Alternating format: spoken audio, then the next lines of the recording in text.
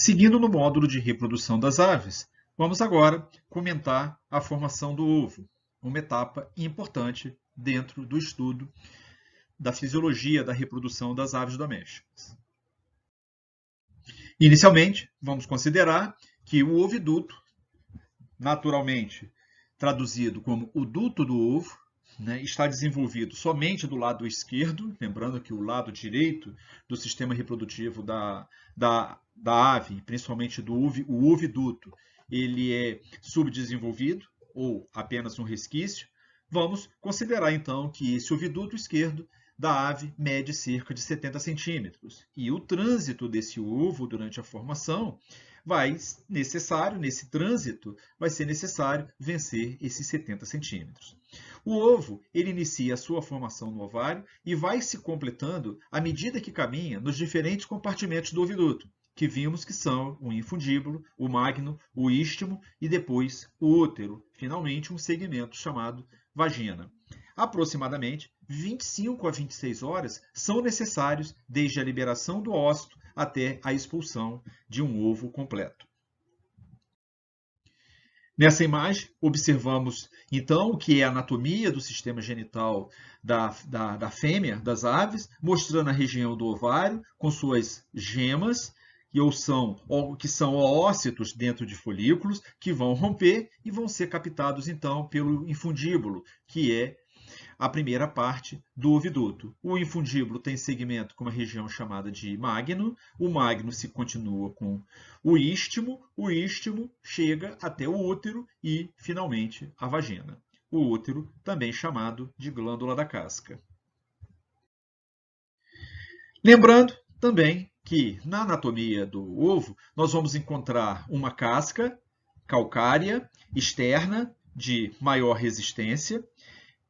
Mais internamente, eu vou encontrar duas membranas, que são chamadas de membranas testáceas, sendo que tem um folheto externo bem ligado à casca e um folheto interno, mais aderido ao albúmen ou clara do ovo. Entre o folheto interno e o folheto externo, no polo mais alargado do ovo, nós vamos encontrar uma câmara de ar.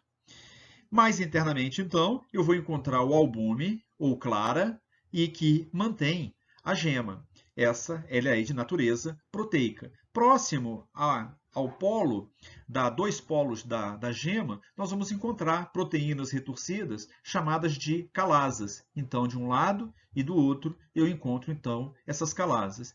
Internamente, eu vou encontrar a gema, que, na verdade, é o ovócito da ave e que foi envolvido, então, por um material calcário, a casca, e um material proteico.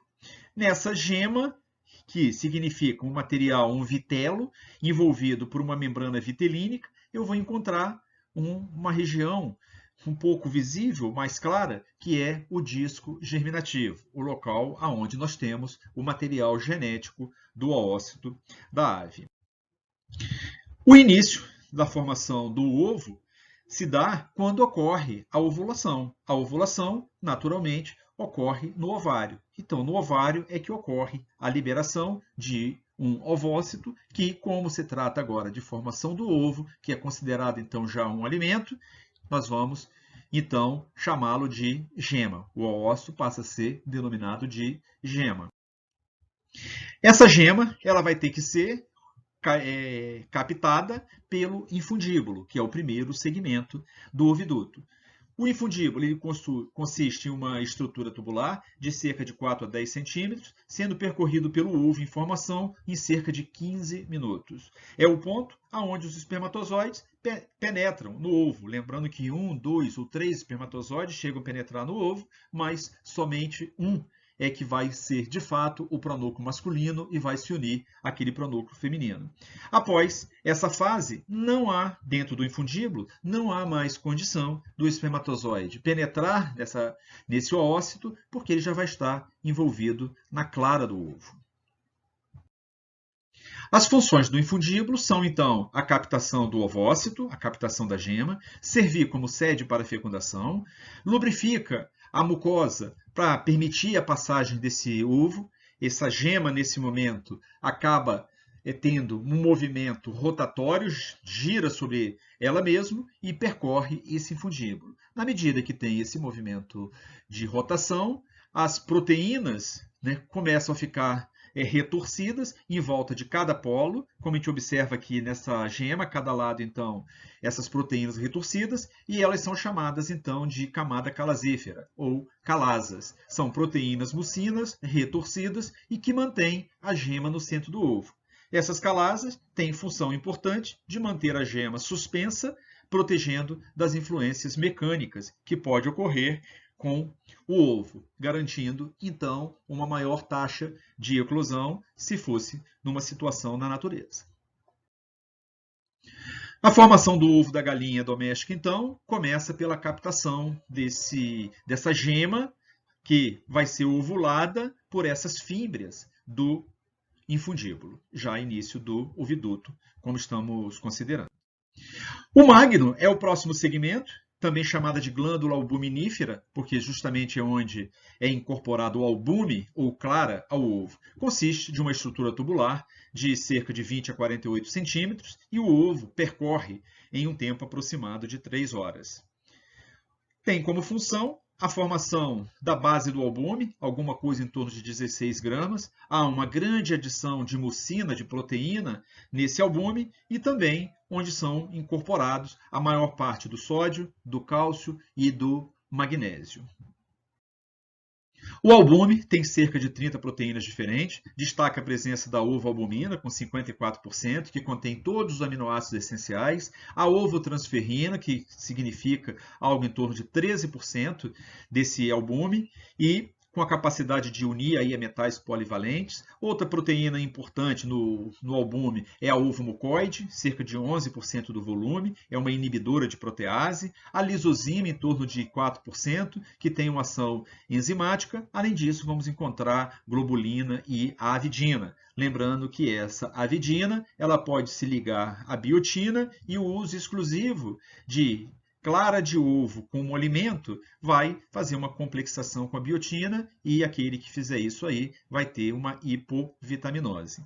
Segundo os autores, algumas proteínas do albume apresentam atividade bactericida.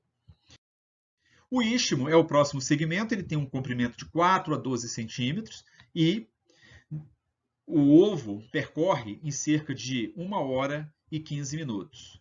Nessa região do istmo, é que ocorrerá a formação daquela membrana testácea.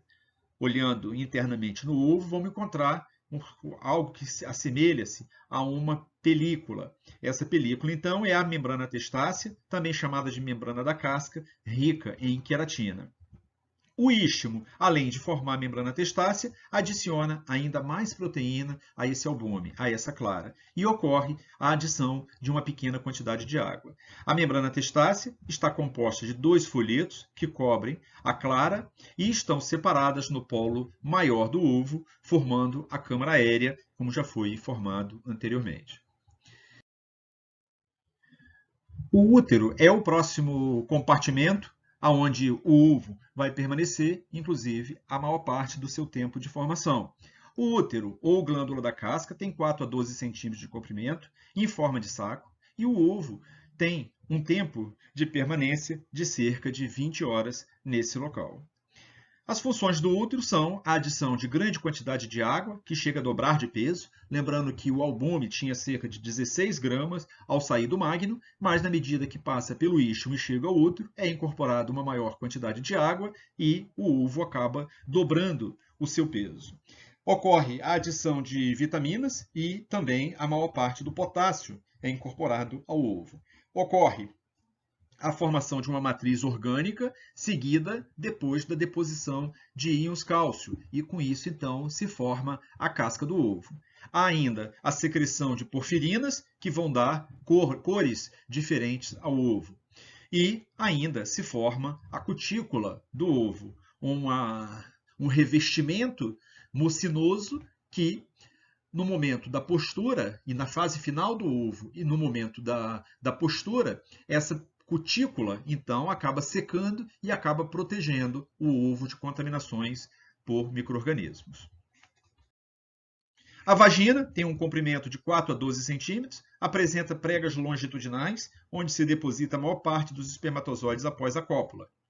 Lembrando que os espermatozoides das aves podem ser mantidos, né, por um período que varia em torno de 30 até 60 dias dentro do sistema genital. Essas pregas longitudinais da vagina são os grandes locais de depósito de espermatozoides. A vagina ela é separada do útero por um esfíncter útero-vaginal. O ovo, nesse nível, ele já está praticamente formado e percorre esse segmento em poucos segundos.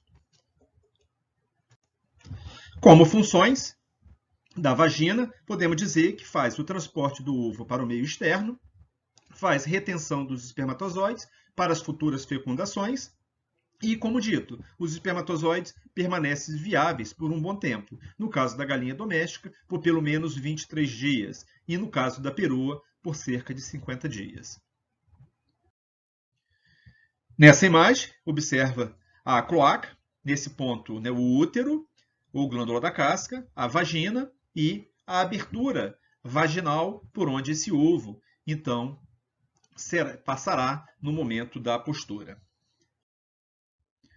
A cloaca ela é um extremo dilatável e neste segmento, nesse compartimento, o ovo apenas estabelece contato com suas paredes, não há um contato direto com o ambiente interno da cloaca, pois a vagina ela se prolapsa no momento da postura e com isso evita o contato do ovo com as dejeções, seja do sistema digestivo como do sistema urinário. Esse segmento não representa nenhuma contribuição para a formação do ovo. Esse quadro, ele resume todo o processo de formação do ovo na galinha doméstica. O infundíbulo, ele é o local de recepção do óvulo ou gema e o local em que é possível ocorrer a fecundação ou fertilização do ovócito. O tempo aproximado de permanência é de 15 minutos. O magno, próximo segmento, responsável principalmente pela secreção de albumina e onde o ovo tem um trânsito em torno de 3 horas. O istmo, próximo segmento, é responsável pela secreção da membrana testácea, também chamada de membrana interna e externa da casca. O tempo de trânsito nesse segmento é de 1 hora e 30 minutos. O útero é o local de produção da casca, por isso chamado de glândula da casca, é o local onde ocorre a maior permanência, o maior tempo de permanência na formação do ovo das aves. E em torno, no caso da galinha doméstica, em torno de 20 horas. Finalmente, vagina e cloaca são locais apenas de passagem, que permite o transporte do ovo em menos de 1 minuto. Ele percorre esse segmento. Somados todos esses tempos, chegaríamos aí a algo em torno de 25 horas, que é o tempo de formação do ovo, então, na galinha doméstica. Esse processo de formação do ovo acaba sendo um passo bastante interessante e importante no estudo da reprodução das aves.